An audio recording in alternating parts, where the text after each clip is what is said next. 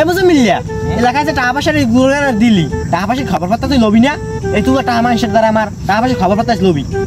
সাহেব এতদিন তো আমি গ্রামের বাড়ি আসছিলাম, তাই এখন তো বলতে পারি না কার কাছে কয় টাকা। এখন চলেন যাই দুজনে দেখি কয় টাকা পাই। ল টাকা আনবি, টাকা পয়সা লাগে দৌড়াইস সাথে কি আর মাথায়? ও মাতবার সাহেব আমার মাথায় সাথে কি তো লেগে আছে? সাথে ধর সাহেব, গরিব মানুষ পেয়ে মারলেন আবার না? এখন আটা দিব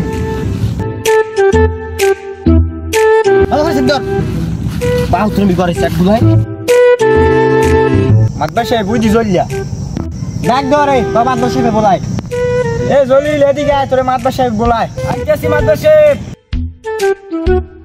এই শালাই তো আইছে, এখন এই শালারে টাকা দিয়ে মনে কমে গুনে।